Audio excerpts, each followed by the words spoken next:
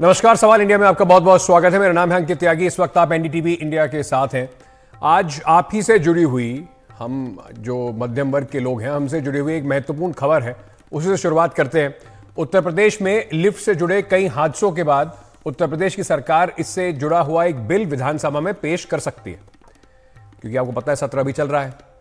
UP की cabinet की बैठक में लिफ्ट बिल को मंजूरी दी जा चुकी है। लिफ्ट एक्ट के कानून में तब्दील होने के बाद हादसों पर जवाबदेही जो है, जो अब तक नदारद थी, वो तय हो जाएगी। बिल्डर और मेंटेनेंस एजेंसी कार्रवाई के दायरे में आ जाएंगे। नई जगहों पर लिफ्ट लगाने के लिए भी नए कानूनों का जो पालन है वो करना जरूरी हो जाएगा। अब क्या क्या इसमें खास है, हमें क्या अभी तक पता चला है, सूत्र हमें क्या बता रहे हैं, ये भी जरा आपको बता देते हैं। तय नियम के अनुसार जो संस्था है उसकी मंजूरी जो है वो बिना लिफ्ट लगाने के लिए बेहद आवश्यक होगी। अगर उसके बिना लिफ्ट लगाई जाएगी तो वो अवैध मानी जाएगी। लिफ्ट के नियमित जांच ना करना गैर कानूनी अपराध हो जाएगा। लिफ्ट की जांच करने आए अधिकारी को रोकना गैर कानूनी अपराध होगा। मतलब ये एक गवर्नमेंट सर्वेंट को उसके काम करने से रोकने जैसा अपराध होगा। लिफ्ट हादसों को छुपाने पर 2 साल तक की सजा भी हो सकती है। ऐसा बताया जा रहा है कि इस तरह के ये सारी जो चीजें हैं वो उस कानून के अंदर होंगी। लेकिन आपको याद है, और इसके ऊपर एनडीटीवी ने खास तौर पर कई बार हमने इस पर विशेष कार्यक्रम भी चलाए, एक के बाद एक नोएडा के अंदर ऐसी कई घटनाएं हुई थी। आपको याद होगा लिफ्ट गिरने की घटना हुई थी, एक अंडर कंस्ट्रक्शन बिल्डिंग के अंदर लिफ्ट गिर गई थी, जिसमें मजदूर मारे भी गए थे। तो इन सब चीजों को देखते हुए ये एक बेहद जरूरी कानून है जो अब लाया जा रहा है। हमारे साथ इस पर बात करने के लिए आलोक कुमार साहब जुड़ रहे हैं, फाउंडर हैं federation of apartment owners association के। हमारे साथ दिनेश गुप्ता जुड़ेंगे, सेक्रेटरी हैं क्रेडाई के, और हमारे साथ मेरे सहयोगी और एनडीटीवी में न्यूज एडिटर मिहिर गौतम भी इस वक्त हमारे साथ जुड़ रहे हैं। मिहिर, खास तौर से इस तरह की जो घटनाएं हैं या इस तरीके के जो सिविलियन एक्टिविज्म है आम लोगों को लेकर, उसमें काफी तत्पर रहते हैं। मैं सबसे पहले मेरा आपसे ही समझना चाहूंगा, क्योंकि पिछली बार मुझे याद है हमने इस पर पूरा एक कार्यक्रम भी बनाया था, उसमें आपने कई सारे एग्जांपल्स, कई सारे लोगों से भी बातचीत करी थी, खुद भी बातचीत करी थी, हमारी करवाई भी थी। आप एक सोसाइटी में रहते हैं, कितनी राहत की बात लोग ये माने, क्योंकि ये घटनाएं जो है ये इक्की दुक्की घटनाएं नहीं है, काफी बड़ी फहरिस्त है इनकी। देखिए, बहुत राहत की बात होगी लिफ्ट एक्ट आना। आप समझिए अंकित कि कई सारे ऐसे लोग हैं जिनको मैं पर्सनली जानता हूं, जिन्होंने लिफ्ट में चढ़ना छोड़ दिया। आप सोचिए, छोटे बच्चे, उनको इतना डर लगता है। नोएडा एक्सटेंशन जो ग्रेटर नोएडा वेस्ट है, वहाँ की मैं बताऊं तो पिछले 1 साल में तकरीबन ऐसे 10 से ज़्यादा मामले हुए हैं जब लिफ्ट फंस गई। लिफ्ट फंसने से क्या हुआ, बच्चे 15 मिनट 20 मिनट तक उसमें फंसे रहे। अब इससे क्या है कि उनके अंदर एक डर आ जाता है, वो डर निकालना बहुत मुश्किल है। और अभी तक ना तो अथॉरिटी की कोई जिम्मेदारी है, ना तो कोई संस्था आकर के सामने में इसको देखने वाली थी। लेकिन अब ये अच्छा होगा कि ये जिम्मेदारी तय होगी कि कौन से लोग हैं, कहाँ हैं और किनके खिलाफ कार्रवाई करनी है। ये बहुत जरूरी है, क्योंकि लिफ्ट किस स्तर का होगा, क्या उसका स्टैंडर्ड होगा, ये तमाम चीजें तय नहीं है। तो इससे बहुत ज्यादा नुकसान है लोगों को, खासकर। और खास तौर से अब जब भी ऐसा कुछ होता था, बिल्डर अपना पल्ला झाड़ लेते हैं कि हमने तो देखिए आरडब्ल्यूए को दे दिया है, आरडब्ल्यू कहती है मेंटेनेंस जो है वो बिल्डर के पास है। तो इन सब पचड़ों के बीच में ना तो कोई समाधान निकल पाता है, और ना जिन लोगों को नुकसान या कुछ हानि होती है उनके लिए कुछ किया जा पाता है। हमारे साथ आलोक कुमार साहब हैं। आलोक कुमार साहब, ये क्यों आवश्यकता है इस तरीके के एक प्रावधान को लाने की, ये बात सुनिश्चित करने की, चाहे बिल्डर हो, चाहे आरडब्ल्यू हो, चाहे मेंटेनेंस की एजेंसी हो, कि अगर कुछ इस तरीके का वो करते हैं तो वो बच नहीं पाएंगे? देखिए, मैं तो मिहिर तो काफी साल से हम लोगों से जुड़े हुए हैं, क्योंकि मैं तो एक्टिविज्म में रहा हूं और मिहिर दिखाई देते रहते हैं अक्सर हम लोगों के साथ। तो ये 2014 की बात है, जब हम लोग अपार्टमेंट में, हमारे जस्ट बगल के अपार्टमेंट में घटना घटी और लिफ्ट गिर गया, और वहाँ एक मैडम थी किसी कॉर्पोरेट में, उनकी रीढ़ की हड्डी टूट गई, तो वो एकदम बेड पे आ गई। हम लोग जब बिल्डर के खिलाफ हम लोग एक अभियान चला भी रहे थे उस जमाने में, और भी बिल्डरों का बड़ा अत्याचार चल रहा था। तो जब हमने इस पे खोजबीन शुरू की, हमने जब कंप्लेन फाइल किया पुलिस में, तो देखा कि वो एफआईआर होने के बाद भी कुछ नहीं हुआ। जब पता किया कि भाई क्यों नहीं कुछ हुआ, देखो बिल्डर ने मेंटेन भी नहीं कराया, बहुत ही लोकल कंपनी का लिफ्ट लगा दिया था। तो पता चला कि यूपी में तो लिफ्ट एक्ट ही नहीं है, कोई ऐसा प्रावधान नहीं है जिसपे हम कुछ एक्शन ले सके। फिर हम लोगों ने ये शुरुआत की और मैं फिर इलाहाबाद बहुत अप्रोच किया यहाँ एडमिनिस्ट्रेशन को, फिर इलाहाबाद हाई कोर्ट में पीआईएल फाइल किया 2015 में, फिर 2016 में कंटेम्प्ट फाइल किया, फिर वहां से लड़ाई शुरू हुई। पीएमओ गया, वहां से भी लेटर्स इशू हुए, अखिलेश यादव जी से भी मुलाकात हुई, तो तमाम जगह मिलता रहा। फिर चीफ सेक्रेटरी साहब से भी कई बार मुलाकात हुई। तो मतलब ये पता नहीं क्या इतने इम्पोर्टेंट मैटर सरकार को लाने में करीब करीब 9 मतलब मुझे लग रहा है 8-9 साल लग गए। मेरे लिए तो जी। ये इतना अहम था। 1949 से महाराष्ट्र में लिफ्ट एक्ट है। आप सोचिए कि यूपी जैसा सबसे बड़ा स्टेट इंडिया का, और वहां लिफ्ट जैसा एक्ट जो लाइफलाइन है अपार्टमेंट के लिए। आप देखिए लिफ्ट तो 10 लाख 8 लाख में भी बिल्डर लगा देता है और 30 लाख में भी लगाता है। तो बिल्डर क्यों अच्छा महंगा लिफ्ट लगाएगा? अब तो काफी अच्छे बिल्डर आ गए हैं जो क्वालिटी वगैरह पे ध्यान दे रहे हैं, नहीं तो पहले जी। तो बहुत ही बुरा हाल था। और आप जी। सोचिए मैं जिस अपार्टमेंट में रहता हूँ वहां आज भी केवल मतलब जो लिफ्ट लगे हैं वो केवल गुड्स लिफ्ट कोई नहीं लगा। मतलब अगर आपको 10वें फ्लोर पे सामान ले जाना है तो सारे सामान सीजी से ले जाना पड़ेगा, क्योंकि कोई प्रावधान नहीं था। पैसेंजर लिफ्ट लग गया और लिफ्ट गुड्स लिफ्ट बिल्डर ने लगाया ही नहीं। तो बहुत तरह से प्रॉब्लम आ रही थी। जैसे एआरडी सिस्टम होता है, ऑटोमेटिक रेस्क्यू डिवाइस, अब तो एआरडी जी। आ गया है, लेकिन एआरडी सिस्टम वो बिल्डरों ने, क्योंकि 2.5 लाख का एक आता है, अब 20 लिफ्ट लगाने हैं तो एआरडी सिस्टम लगाए नहीं। तो अब ठीक है। जाकर हम लोग अब आपस में पेमेंट कलेक्ट करके और ये करके अब एआरडी सिस्टम पुराने लिफ्ट में लगाने का शुरुआत किए यानी हैं कि कई कम से जगह। कम जो पहले की परेशानियां थी, अब उम्मीद ये है कि इसके आने के बाद वो परेशानियां जरूर कम होंगी। गुप्ता जी, आप सेक्रेटरी हैं क्रेडाई के, बिल्डर्स की जो बड़ी समझ लीजिए संस्था है, और इसका बड़ा आजकल निशाने पे आप लोग ज्यादा रहते हैं नहीं, जनमानस के। गुप्ता जी आपको सर सुनिए, कैसा? बात करते रहते हैं। जी, तो गुप्ता जी, ये जो एक्ट आएगा इससे चीजें सुधरेंगी, या बिल्डर इसके आसपास भी कुछ रास्ता ढूंढने का जुगाड़ करना शुरू कर देंगे? जी जी, बिल्कुल चीजें सुधरेगी। सबसे पहले आलोक जी को बधाई, इन्होंने बहुत लंबी लड़ाई लड़ी है। थैंक यू और थैंक देखिए, एक्ट तो आया है, बट मैं आपको बताना चाह रहा हूँ, जब कोई बिल्डिंग प्लान होती है तो जो सर्विस कंसल्टेंट होता है, जैसे आर्किटेक्ट होता है, वो पहले ही लिख के देता है कि पहले ट्रैफिक कैलकुलेट होता है, कितनी मंजिल की बिल्डिंग है, किस क्वालिटी की लिफ्ट लगेगी, कितनी कैपेसिटी की लिफ्ट लगेगी, उस सब का वॉयलेशन सब कर रहे थे। नहीं तो जी। एक्ट की आने की जरूरत ही नहीं थी। अब आप बताइए कि किसी आदमी की रीढ़ की हड्डी टूट जाए तो वो चल नहीं पाएगा। वैसे ही है कि सोसाइटी में अगर आपने लिफ्ट खराब लगा दी तो सारी सोसाइटी ही खराब है। और बचत कितनी है साहब लिफ्ट में? 2-3 लाख रुपए से ज्यादा की हेरफेर नहीं हो सकती।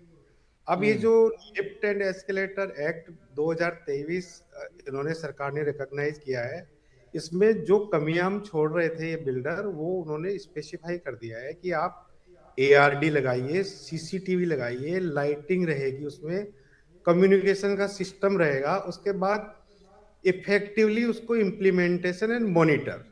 साथ में ये भी कर दिया गया है कि उसके बाद मेंटेनेंस भी वही वो सबसे कंपनी करेगी जिसने लिफ्ट लगाई है, जी। और मेंटेनेंस की जिम्मेदारी उसकी होगी। अगर उसके बाद भी कोई प्रॉब्लम आती है या कोई हादसा होता है, एक्सीडेंट, तो वो डायरेक्टली वो मेंटेनेंस एजेंसी हेल्ड लाइबल, और उसके अगेंस्ट क्रिमिनल प्रोसीडिंग होगी। अब साहब सबसे बड़ा एक बहाना था जी, आप मेंटेनेंस नहीं देते लोग, इसलिए जो हम मेंटेनेंस कंपनी को पे नहीं कर पाते, लिफ्ट कंपनी को, इसलिए वो मेंटेनेंस नहीं कर रही। Then in case you stop the lift, आप लिफ्ट रोक दीजिए, चलने मत दीजिए उस लिफ्ट को। आप बिना ब्रेक की गाड़ी सड़क पे चलने देंगे आप? सो अब ये मेरे को लगता है कि प्रॉब्लम सोल्व हो जाएगी कि आप जब लिफ्ट लगा रहे हैं तो उसका एक बीआई स्टैंडर्ड और उसमें क्या क्या होना चाहिए, जैसे एआरडी, सीसीटीवी, जी। कम्युनिकेशन, तो उसके बिना वो लिफ्ट लगेगी नहीं, लगेगी तो वो क्रिमिनल है।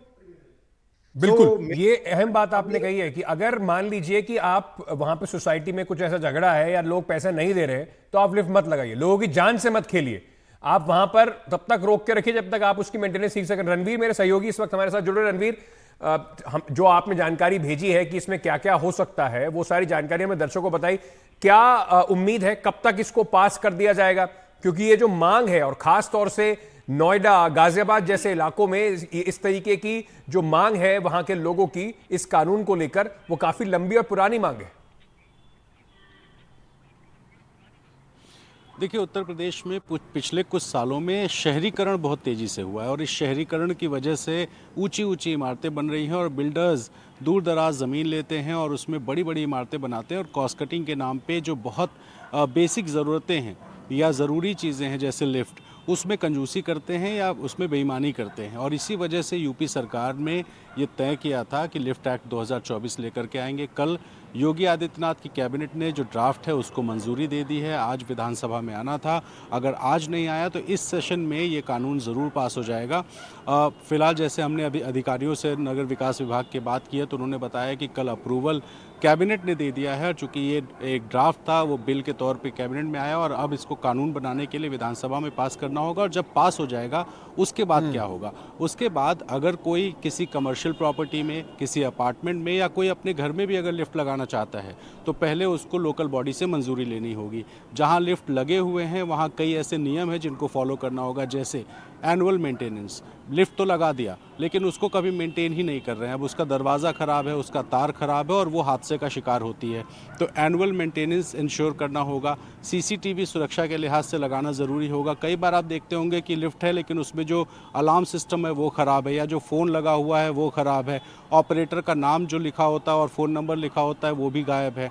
तो इस तरह की जो बेसिक ज़रूरतें लिफ्ट को लेकर के हैं और साइज़ को लेकर के भी, क्योंकि साइज़ बहुत छोटा लिफ्ट का बना देते हैं, तो ऐसे में ये सारी चीज़ें हैं, इनको लेकर के एक तय नियमावली होगी और उस नियमावली के आधार पर जो बिल्डर हो या जो लिफ्ट लगाने वाली कंपनी हो या जो अपने घर में लिफ्ट लगवा रहा हो, हर किसी को इंश्योर करना होगा कि कानून के हिसाब से लिफ्ट का उपयोग होगा। जी रणवीर, महत्वपूर्ण जानकारी हमें इस वक्त देते हुए। मिहिर, जो ये माना जाए कि बिल्डर, जैसे हम सब हमारे कम से कम डिस्कशन में ये बात निकल के सामने आई, कॉस्ट कटिंग के नाम पर सोसाइटीज़ पैसा नहीं दे रही हैं, हम मेंटेन नहीं कर पा रहे हैं, ये बहाने अब नहीं चलेंगे। देखिए, इसमें एक चीज़ समझना होगा, दिनेश जी तो खैर अच्छे व्यक्ति हैं तो इसीलिए मैं उन पे नहीं बोलूँगा, बट ये जिम्मेदारी थी किसकी? ये जिम्मेदारी तो क्रेडाई की थी ना। क्रेडाई को ये लाना था कि लिफ्ट जो हैं वो तमाम प्रॉपर तरीके से हर अपार्टमेंट में लगे, वो सही तरीके से चले। हालत ये हो गई है आज के दिन में कि आप जा कर के देखेंगे 20 मंजिला इमारत में आप देखेंगे जाकर के सिंगल लिफ्ट है, उसी पे सामान जा रहा है, उसी पे आदमी जा रहे हैं, वो ख़राब हो जाते हैं लिफ्ट। लोग 20 मंजिल से बुजुर्गों को उतर कर नीचे आना होता है। तमाम चीज़ें रेरा लागू करे, सरकारें लागू करे, लेकिन सवाल है बिल्डर की एक संस्था है क्रेडाई, बहुत अहम संस्था है, उनको आगे आकर के अगर ये ले आएंगे, वो तमाम चीज़ें वो खुद से ले आते तो कितना ट्रांसपेरेंट ये सिस्टम होता पूरा। ये क्रेडाई को सोचना पड़ेगा इस पे। बिल्डर्स की साख पर भी इससे फर्क पड़ता है। आलोक कुमार जी, ये जो अब कानून, जैसे रणवीर बता रहे थे कि इस बार ये पास हो जाएगा, आपको लगता है कि इसमें अभी भी कहीं पर कोई ऐसी चूक है जिसका फायदा बिल्डर उठा सकते हैं, कोई लूप होल जिसके आसपास से अपना जो काम धंधा जिस तरीके से चलता आया है उसको चलाने की कोशिश की जा सकती है? मुझसे पूछ रहे हैं? जी, आपसे पूछ रहा हूं लोग जी। हाँ, मुझे तो लगता है कि एक दूसरा इंस्पेक्टर राज ना फिर खड़ी हो जाए। मुझे तो इस इंस्पेक्टर राज से बहुत डर लगता है, क्योंकि मतलब मैं देखता हूँ ना कि संस्थानों में बिल्डरों के पास एक तो बहुत सारे ताने बाने जुड़े रहते हैं उनसे, और वो लोग अभी भी इतने सारे डिपार्टमेंट से एनओसी जो आना होता है, हर बिल्डर बहुत सारी सेटिंग करके रखते हैं सारे डिपार्टमेंट में। डेवलपमेंट अथॉरिटी तो आपको पता ही है कि क्या हाल बना रखा है, कुछ लेते क्यों नहीं वाली बात है। तो वो मतलब इस तरह से ऐसा ना हो कि एक अनदर डेवलपमेंट अथॉरिटी खड़ी हो जाए इसको लेके, और वहां भी यही सब चलता रहे कि भैया ये पास करना है तो ये है, ये पास करना है तो ये है, हर कुछ फिक्सेशन न चलने लगे। तो ये एक मुझे इस बात का बड़ा डर है, क्योंकि लिफ्ट में पारदर्शिता होनी चाहिए और टाइम बाउंड प्रोग्राम होना चाहिए कि इतने दिन में ये एप्लीकेशन हो, इतने दिन में ये इंस्पेक्शन हो, क्योंकि बाद में ना पूरे अपार्टमेंट को एओए को चलाना होता है। और पता चला कि एओए आज के डेट में हमें फायर का एनओसी लेना, क्योंकि हम हर 5 साल पे हमें एनओसी के लिए अप्लाई करना होता है फायर डिपार्टमेंट को बिल्डिंग के लिए, इतना टफ हो गया है कि वहां पे बिना पैसे दिए, मैं साफ साफ कह रहा हूँ, बिना पैसे दिए एनओसी मिलना असंभव है। ये भाई साहब को, क्रेडाई वालों को ज्यादा पता होगा, लेकिन एज ए एओए मुझे भी इस बात का बड़ा परेशानी होती है। मुझे भी कई फोन कराने पड़ते हैं तब जाकर एनओसी मिलते हैं। गुप्ता जी मुस्कुरा जरूर रहे हैं। गुप्ता जी, तो कुछ ऐसा ही हाल तो दोबारा नहीं हो जाएगा जैसे आलोक जी बता रहे हैं? दिक्कत यह है कि आजकल बिल्डर्स पर यकीन करने वाले लोग रह बहुत कम रहे हैं। बिल्कुल आप ठीक कह रहे हैं, ट्रस्ट डेफिसिट है, पूरा डेफिसिट है। बट आप मानिए कि अब कुछ नहीं होने वाला है इसमें। इन्होंने बड़ा स्ट्रिक्ट कानून बनाया है, इसमें लिखा है कि अगर स्टैंडर्ड्स के अलावा आप कुछ लगाते हैं और उसकी कंप्लेन मिलती है तो उसमें मैन्युफैक्चरर कंपनी को भी जेल हो जाएगी। हाँ, ये एंड जो ज्यादा सही है। जो जो भी रेस्पॉन्सिबल एजेंसीज है उनके अगेंस्ट क्रिमिनल एक्शन होगा। सो अब कोई रिस्क लेगा नहीं, क्योंकि आप देखिए उन्होंने प्रोसेस पहले भी था। मैं बता रहा हूँ आपको, जब मैं अपने कंसल्टेंट के पास ले जाता हूँ कि मैं बिल्डिंग प्लान कर रहा हूँ, तो जो जी सर्विस कंसल्टेंट है वो बिल्कुल बना के देता है जी, इससे कम की लिफ्ट लगाएंगे आप तो नहीं चलेगा और पक्का कोई हाँ एक्सीडेंट। बट अब उसको, अब आप जो क्रेडाई की बात कर रहे हैं मिहिर साहब, क्रेडाई लीगली हाँ, इन्फोर्सेबल नहीं क्रेडाई कोई के पास ऑर्डर कोई दे पावर सकती नहीं है ऐसा। हाँ, किसी बिल्डर के पास हमारा सो हम सजेस्टरी बोल सकते हैं कि बदनामी होती है। भाई ध्यान रखो, इस दुनिया में सिर्फ तीन ही लिफ्ट कंपनी है, सेंडलियर, ओटीएस और दूसरी कोने। बाकी सब हाँ जो जी दूसरी आपकी भी है, मैं इनसे भी रिक्वेस्ट करूंगा मीर साहब से और इनसे कि अपने जो रेजिडेंट्स कस्टमर है उनको भी समझाइए कि कम बिल्कुल। से कम आप ये कंपनी तो देख लीजिए कि सैंडलर की लिफ्ट है कि नहीं, हाँ, ओटीएस की लिफ्ट है नहीं है। आप लोकल ब्रांडेड दोनों जो तरफ से कुछ प्रयास करने पड़ेंगे और जैसे आपने कहा ये बात बिल्कुल सत्य है, ट्रस्ट डेफिसिट है। मुझे लगता है ज्यादा हाँ, जिम्मेदारी थोड़ी बिल्डर्स की होगी इस ब्रिज को पार करने में। 70% आप चलिए, बाकी तो बेचारा कस्टमर अपनी सारी जिंदगी की पूंजी लगाकर आप पे विश्वास वैसे ही करने को तैयार बैठा हुआ है। तो बिल्डर्स को टोटल थोड़े से ज्यादा कदम चलने नहीं, पड़ेंगे। अब तो और मुझे अब तो लगता है कि बिल्डर ये जो बिल्डर पास समस्या बहुत है पैसे आ गए हैं, अब तो इसके पैसे बाद देखिए। कम से कम हम उम्मीद ये कर सकते हैं कि किसी भी व्यक्ति को कोई हानि ना हो इस तरीके की लापरवाही से। आप तीनों का बहुत बहुत शुक्रिया इस चर्चा में हमारे साथ जुड़ने के लिए। एक महत्वपूर्ण खबर है, उसकी तरफ चलते हैं। और मध्य प्रदेश में हरदा के अंदर एक पटाखा फैक्ट्री में बहुत बड़ा हादसा हुआ है। वहां पर एक धमाका हुआ जिसके बाद जबरदस्त आग लग गई। हादसे में 7 लोगों की मौत हो गई है और 60 से ज्यादा लोग घायल बताए जा रहे हैं। कुछ लोग बुरी तरीके से गंभीर हालत में हैं, झुलस गए हैं। धमाका इतना जोरदार था कि आसपास के कई मकानों और दुकानों के शीशे टूट गए। दमकल की गाड़ियां, एम्बुलेंस मौके पर हैं। घायलों को अस्पताल ले जाने के लिए प्रशासन जो है अब ग्रीन कॉरिडोर बनाने की कोशिश कर रहा है। पुलिस और प्रशासन के बड़े अधिकारी मौके पर हैं और अस्पताल में भी वहां पर इंतजाम कराए जा रहे हैं।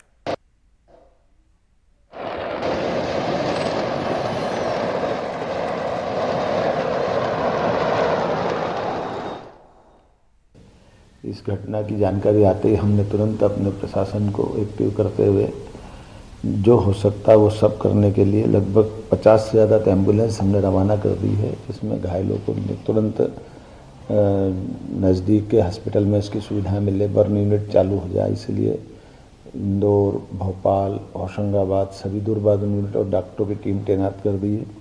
डीजी होम को स्पॉट पर रवाना किया, 400 से ज़्यादा पुलिस बल भेजा है और भारत सरकार को भी अवगत कराया, जिसके माध्यम से वो तुरंत उनके यहाँ से मदद मिले। और हम इस पूरी प्रयास में है कि हर हालत में किसी भी तरह पहले सबसे पहले आग पे काबू पाया जा सके, जो भी घायल हैं उनको यथायोग्य मदद मिले। हमने घोषणा की है कि जो भी घायल होगा उसका इलाज पूरा मुफ्त किया जाएगा। जिनके घर में ये घटना घटी है या जिनकी मृत्यु हुई है उनको परिवार को लगभग 4 लाख रुपए प्रति परिवार उसमें देने की हमने घोषणा की है।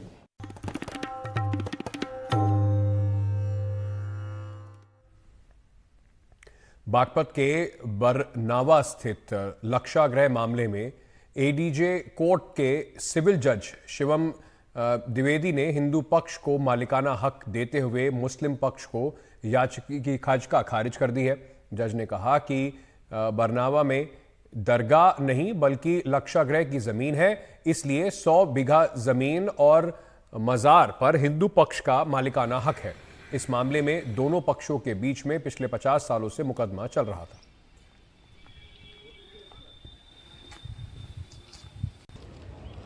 मैं इस वक्त बागपत के उसी लाखा मंडप में मौजूद हूं जिसको ये बताया जा रहा है कि महाभारत कालीन है। और इस लाखा मंडप में 1970 में उस वक्त ये मामला शुरू हुआ जब मुस्लिम पक्ष जो है जिनका नाम मुकीम खान था, वो कोर्ट चले गए और उन्होंने कहा कि ये जो स्ट्रक्चर है, ये जो जगह है, ये मजार है और ये जो है वो बदरुद्दीन शाह एक सूफी संत आए हुए थे यहाँ पर, उनकी मज़ार को बताया गया। लेकिन अब जो है वो बागपत के कोर्ट ने उनके इस दावे को खारिज कर दिया है। और ये जो पूरा आप देख रहे हैं स्ट्रक्चर, ये पूरा 108 बीघे है, पूरा एक टीला है ये। इसको पुरातात्विक स्मारक घोषित किया गया था और हिंदू पक्ष का ये कहना है कि ये लाक्षागृह है। ये पूरा जो स्ट्रक्चर आप देख रहे हैं, लाक्षागृह महाभारत काल में आपको याद होगा कि लाक्षागृह को कौरवों ने पांडवों को मारने के लिए एक तरीके से बनाया था और इसके बाद में उसमें आग लगाकर पांडवों को मारने की कोशिश की गई थी। तो ये इसको जो है वो हिंदू पक्ष ने लाक्षागृह बताया और ये फिलहाल एएसआई के कब्जे में है। आप देख सकते हैं कि जब से जो है वो कोर्ट का आदेश आया है और इस पूरे 108 बीघे जमीन और इस स्मारक का जो मालिकाना हक है वो हिंदू पक्ष को दे दिया गया है, उसके बाद से आप देखिए कि यहाँ तमाम सारे जो पुलिस के लोग हैं वो भी यहाँ पर मौजूद हैं।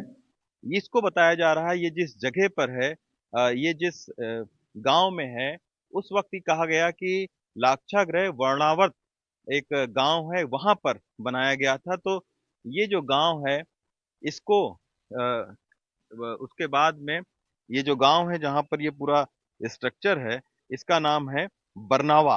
तो बरनावा इस गांव को वर्णाव्रत से भी जोड़ा जाता है जो कि महाभारत कालीन एक गांव है। तो ये पूरा जो आप देख सकते हैं इसको अब ये कहा गया है किंवदंतियों के मुताबिक ये लाक्षागृह है किसी महाभारत काल में, और इसी के वजह से इस पूरे जो है 1970 में जो मुकीम खान हैं उन्होंने यहाँ पर दावा किया कि ये जो स्ट्रक्चर बना हुआ है ये एक सूफी संत का स्ट्रक्चर है। और उसके बाद में तकरीबन 53 साल तक मुकदमा डिस्ट्रिक्ट कोर्ट में चला और उसके बाद में सोमवार को ये फैसला सुनाया कोर्ट ने कि ये पूरा 108 बीघे जो जगह है ये हिंदू पक्ष को दे दिया गया।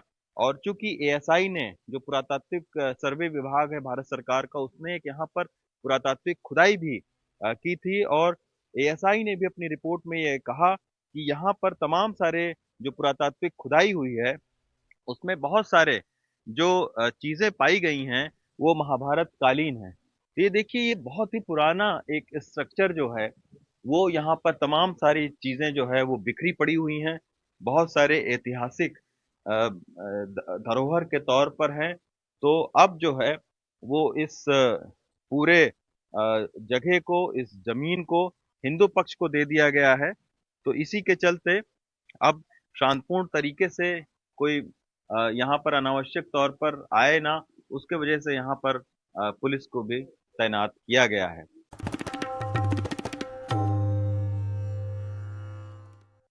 ऊर्जा ज़रूरतों में आत्मनिर्भरता हासिल करने के लिए आज से गोवा में ऊर्जा सप्ताह 2024 कार्यक्रम मनाया जा रहा है। प्रधानमंत्री नरेंद्र मोदी ने इस कार्यक्रम को संबोधित किया। प्रधानमंत्री Narendra Modi worldwide as an emphatic voice for energy transition and sustainable development. Thank you, Honorable Prime Minister. अभी तक आपने कई बार सेलिब्रिटीज को डीप फेक का शिकार होते देखा होगा, लेकिन इस बार हांगकांग की एक मल्टीनेशनल कंपनी ठगी का शिकार हो गई है। कैसे समझा रहे हैं हमारे सहयोगी जया कौशिक। इन दिनों डीप फेक को लेकर काफी चर्चा है कि वो किस तरह से एक बड़ा खतरा साबित हो रहा है। हाल ही में इसका इस्तेमाल बॉलीवुड सेलिब्रिटीज और हाई प्रोफाइल लोगों को निशाना बनाने के लिए किया गया। जैसे आप सभी ने अभिनेत्री रश्मिका मंदाना का डीप फेक वीडियो देखा ही होगा। वीडियो देखकर बिल्कुल ऐसा लग रहा था कि उसमें रश्मिका ही है, लेकिन वो एक डीप फेक वीडियो था। और अब खबर यह है कि इस बार डीप फेक की मदद से हांगकांग में एक मल्टीनेशनल कंपनी को करोड़ों का चूना लगाया गया। ये फ्रॉड छोटा मोटा नहीं था, $2.5 करोड़ का है। कुछ लोगों ने कंपनी का चीफ फाइनेंशियल ऑफिसर यानी CFO और कर्मचारी बनकर वीडियो कॉन्फ्रेंस कॉल करके ये पैसे की मांग की थी और उनको पैसे दे दिए गए। इस तरह से ये चूना पूरा लगा है। साइबर अधिकारियों ने जांच में पाया है कि साइबर अपराधियों ने डीप फेक टेक्निक का इस्तेमाल किया था, जिसके चलते ये ठगी हुई है। आपको बताते हैं कि कैसे नकली अधिकारी बनकर ये लूटा गया है। पुलिस ने बताया कि डीप फेक टेक्नोलॉजी का इस्तेमाल करके वीडियो कॉन्फ्रेंस कॉल की गई, सीएफओ सहित सभी अधिकारी इसमें नकली थे।